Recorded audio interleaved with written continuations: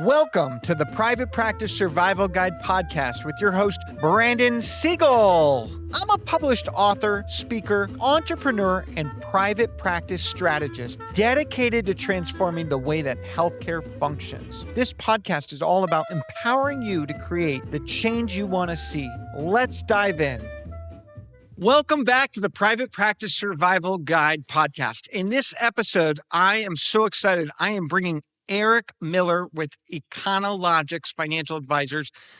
Eric is incredible. I've seen him change the game, not just for private practices that I work with, but sneak peek, he's changed the game for me, myself, and family. We have literally changed our entire trajectory of how we plan for our future, both as business owners, but also as a family. And so I am so excited to welcome Eric to this episode.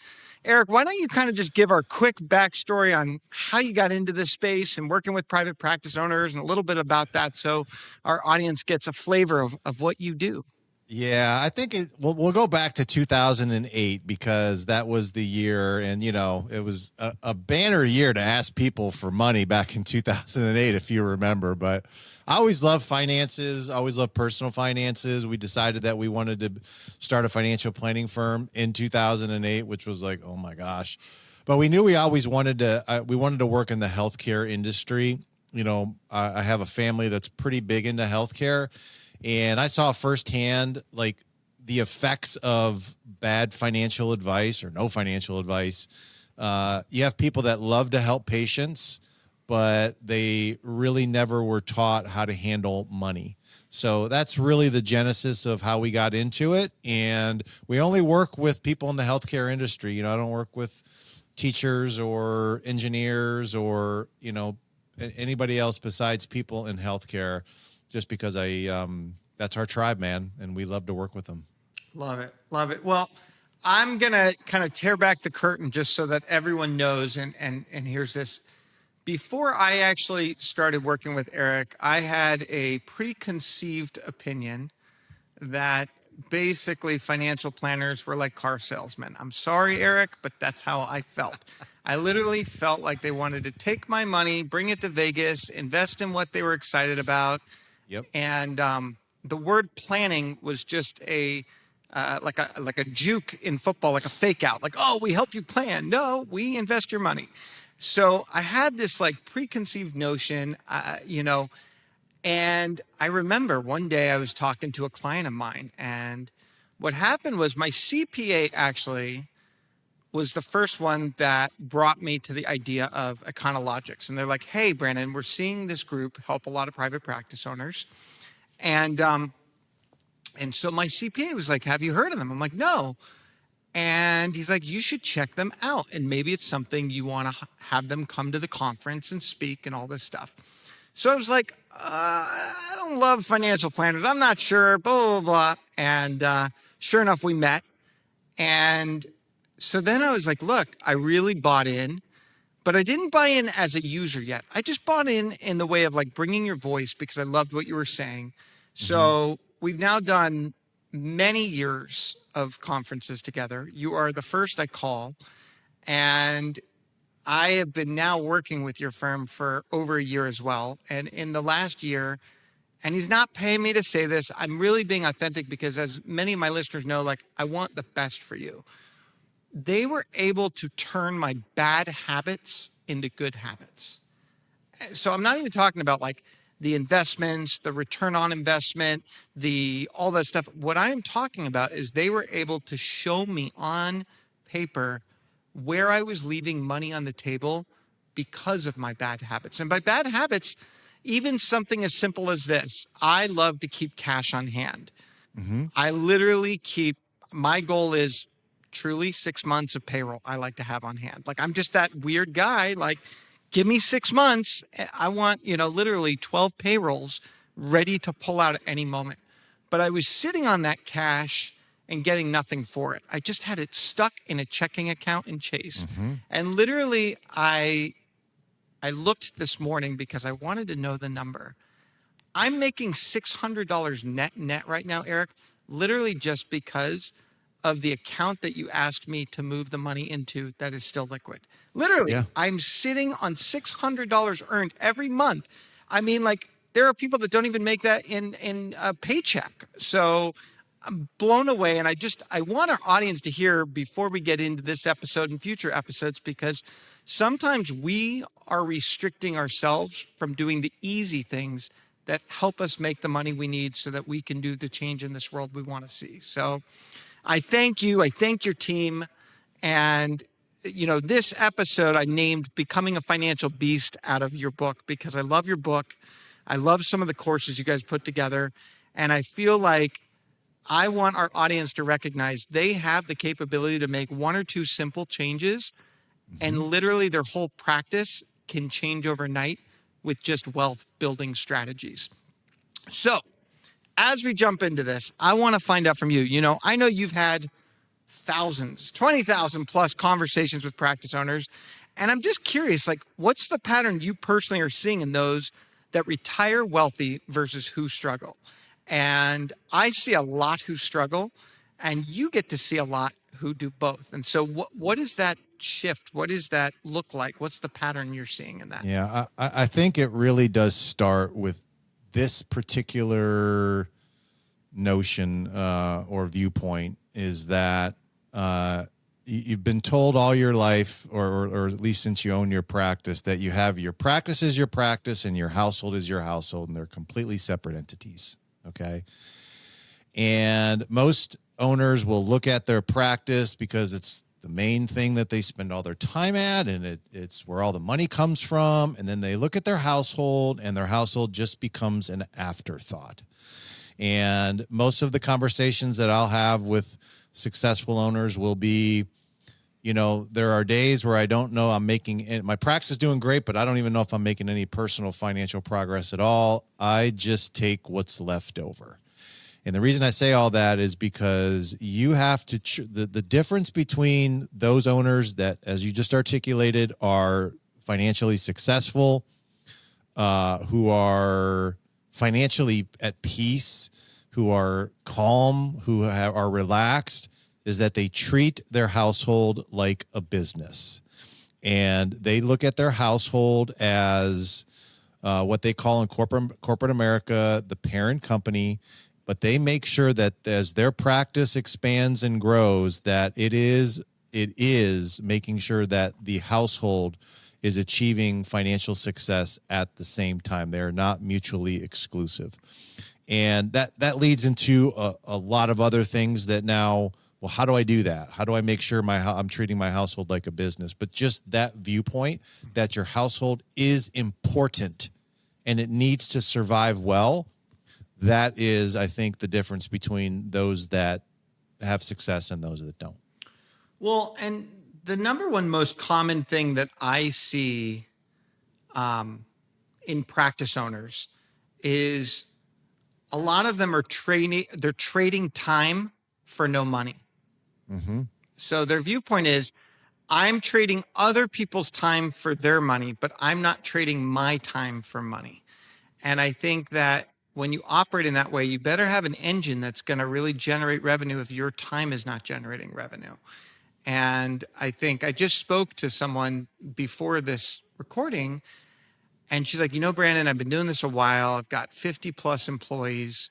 We're doing over 3 million a year. Yeah. And I have lost money now 2 years in a row. 2 years in a row, lost money. I was like, I want to pull my hair out just like that right there. So she said to me, she was joking with me. She's like, I would make more money just being a solo work for myself. I go, yeah.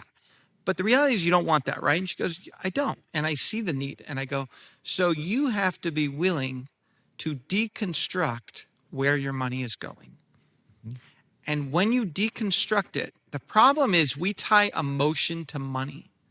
And why I love working with you, Eric, is you help me disconnect my emotion, and everything just becomes black and white data.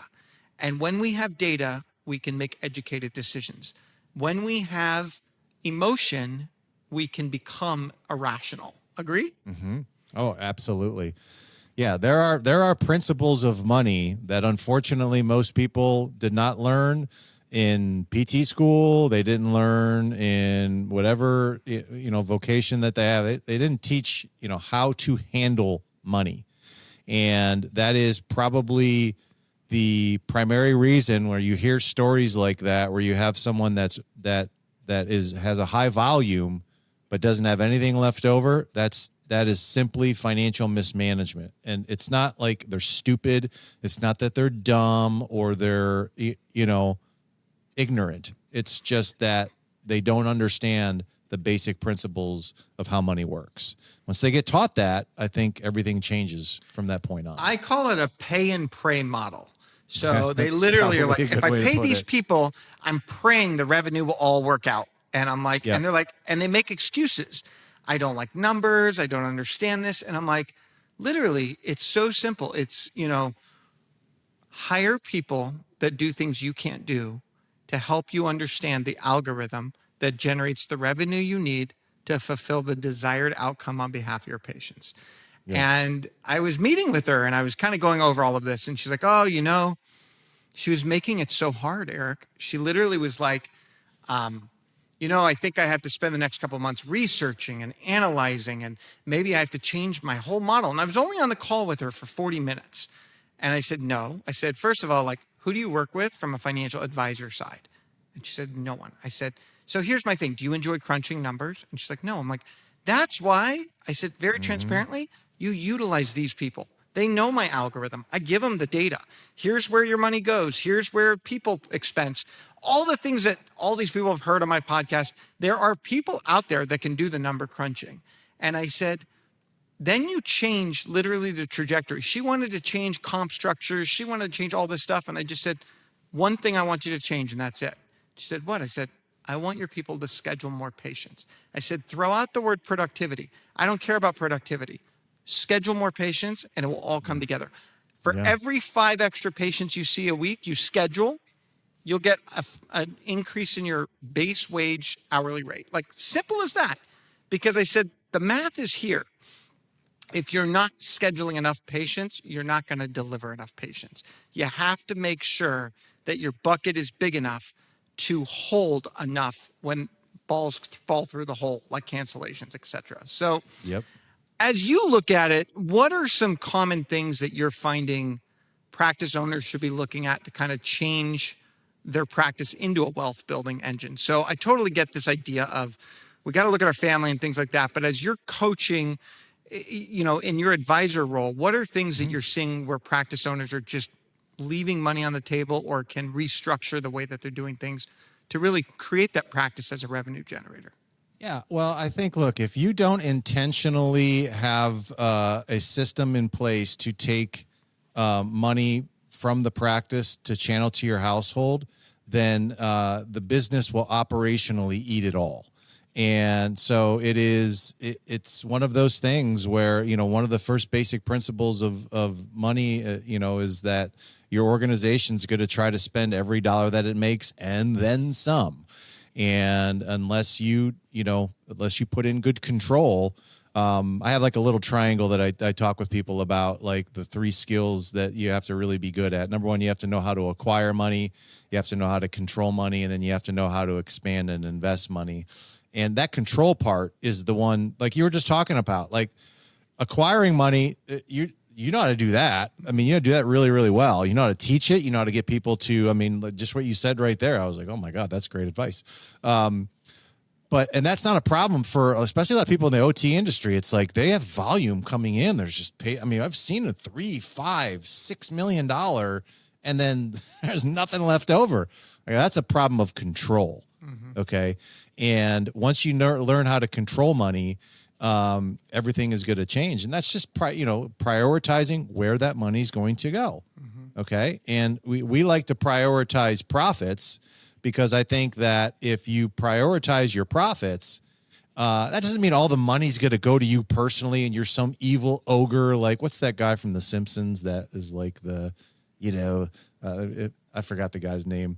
But anyway, it's like the evil corporate executive Mr. Burns, that's taking all the money. People are worried about that. No.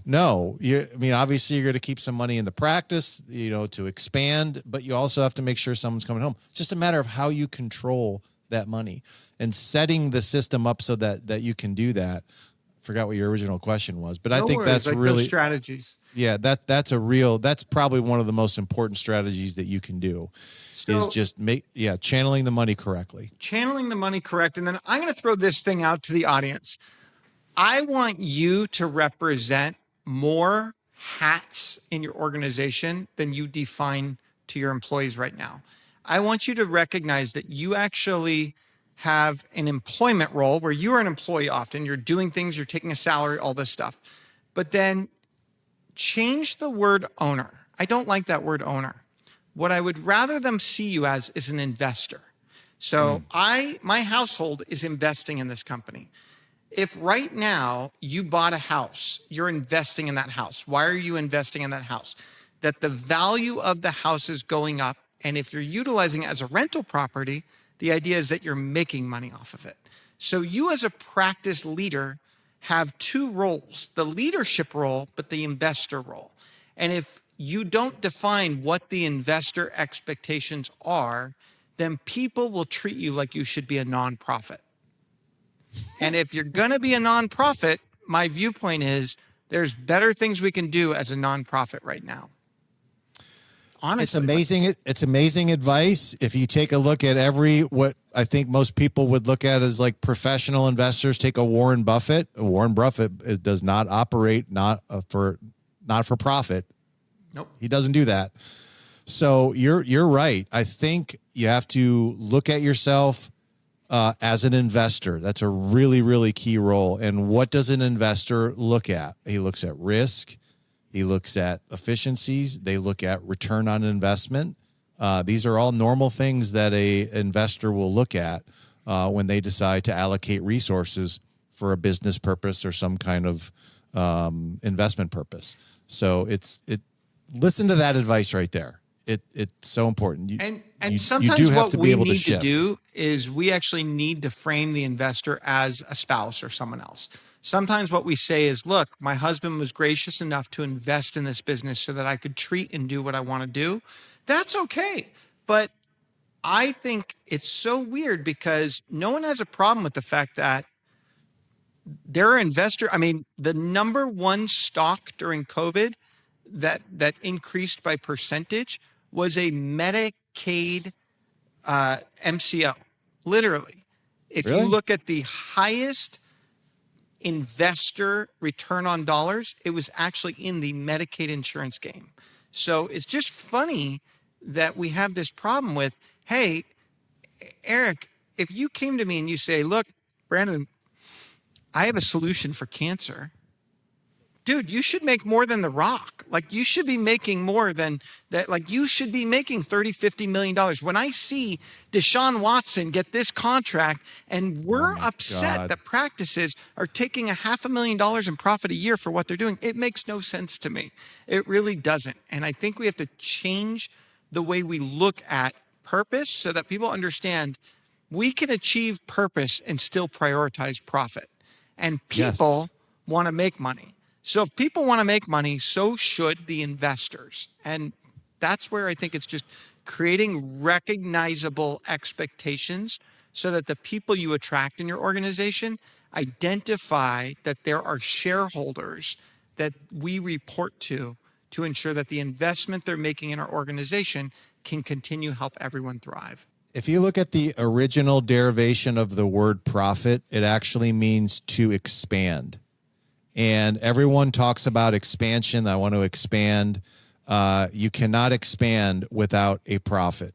And I would just challenge anyone to try to do that. You won't be able to. So profit is not a dirty word. It is not evil. It is not, it's virtuous. It is righteous. It is ethical to have a profit, and it's deserved. So, please make sure that you guys look at that word and say, we cannot operate and expand unless we have a profit, and make sure that you're intentionally prioritizing that profit in your organization. And it's funny because I've used this analogy with Eric, and I know you laugh, but I'm serious. We hire employees that treat us like they're capitalists. Their number I one love, I priority. love this. Hold on, you got to say it again because I love what you say. I was waiting for you to say this. Okay. This is so good. I'm So, setting it up right now because I want people to pay so I attention. want you to hear this. Our employees are capitalists. They are. They want to be treated like capitalists. Their first question when we hire them is, what does growth look like? The number one thing that they're focused on is transactionally, what financial implications do they have? Their time is worth more than anything else in their viewpoint. It is a monetized component of, I want work-life balance. That's monetizing that. For every hour I work, I want it to be worth a certain amount. But then when they treat in the practice, they want us to be communists. They want us to give everything for free. They don't want us to be about money. And I know this is a general term that could really rub people the wrong way, but the reality is when you have money, you can help more people. But when people want you to be held to no money, you're actually restricting the potential of what you can do in this world. So working for an organization that's making money makes the world a better place, in my opinion. 100%. 100%. And that is the vast majority of businesses out there and business owners out there.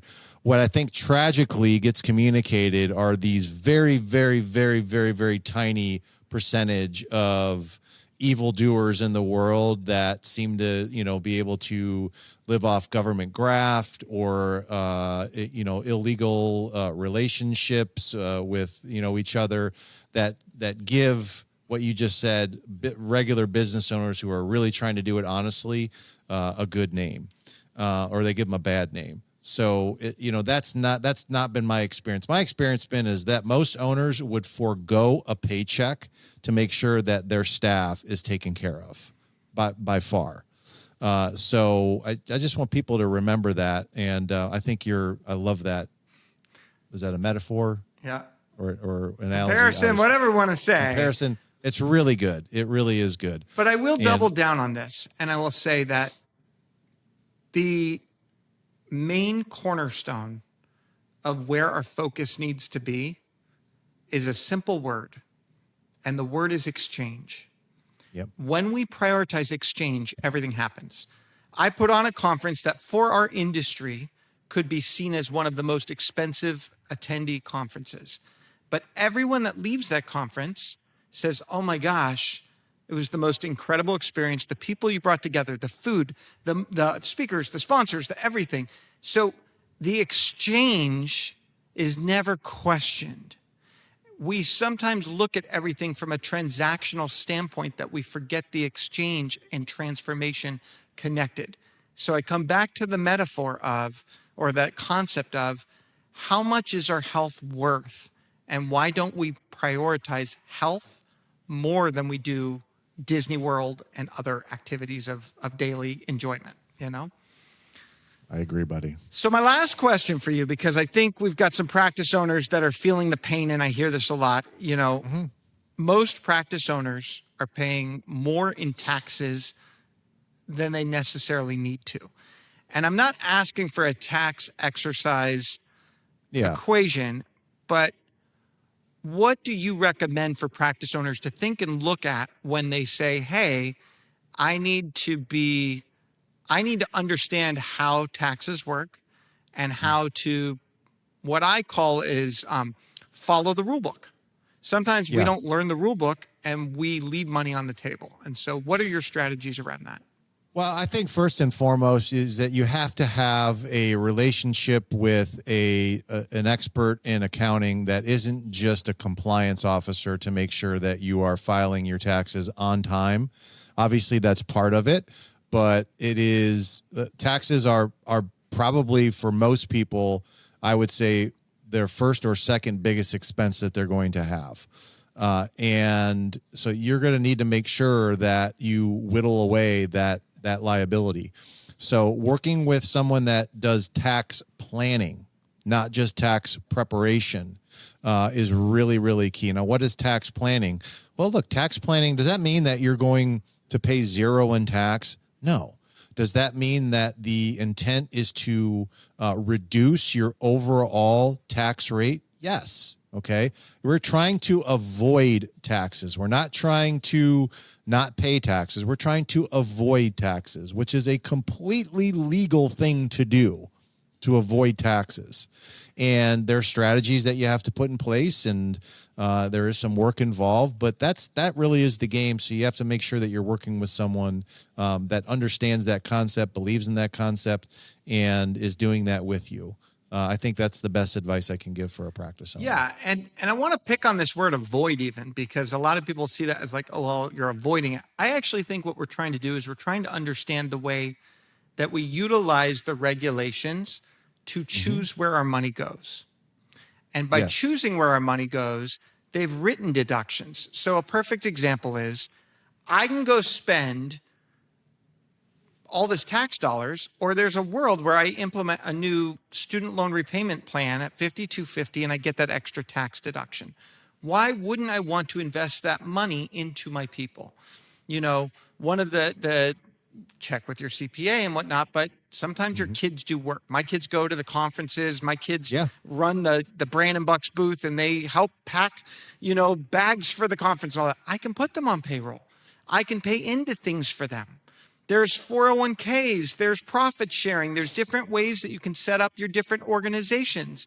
I believe in a 3 tax ID model. Part of this is by implementing these different tax strategies, we are able to prioritize how we utilize the money that's coming into our organization in the most effective way for our big life plans. If you want to pay Uncle Sam more money, be my guest. Like, that's your donation. Go have at it. But if you want to utilize your money to create other avenues of success for whether it be you, the world, your organization, your family, you got to learn, because knowledge is power. So absolutely. Yeah. There's a big difference between evading taxes, which is an illegal practice, and avoiding taxes, which is a completely legal practice. Yep. And we want people to obviously avoid them. Doing it within the letter of the law. The tax code is 3 million words. I don't expect you guys to go and read every single page of it, but just have a team of people that understand how to help you avoid paying taxes. Yep.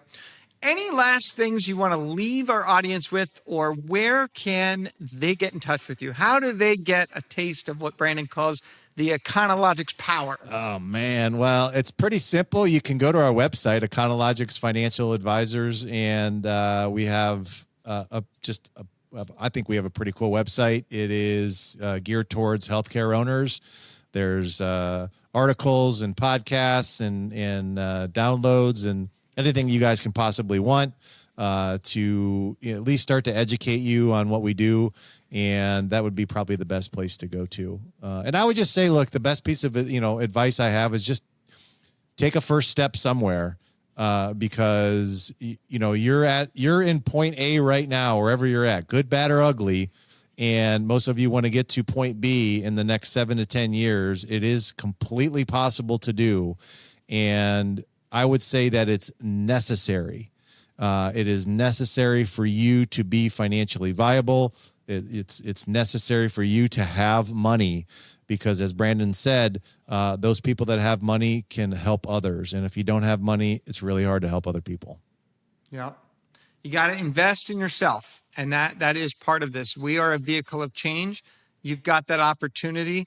Eric, I thank you for being part of this. I thank our audience for tuning into this episode. Don't forget to like us, follow us, subscribe, because together we can thrive, not just survive. Thank you for tuning in to the Private Practice Survival Guide podcast. I'm incredibly grateful to each and every one of you. Exciting news. We're now available everywhere, from Spotify to Apple Podcasts to YouTube, or anywhere you like to listen to your podcasts. So watch, listen, and reach out. If you love this episode, please drop a 5-star review. It truly means the world to me. Are you looking for more ways to elevate your practice? If so, now is your chance. Reach out, go to my website, or email me at brandon@wellnessworksmp.com. And remember, it's not just about surviving, it's about thriving.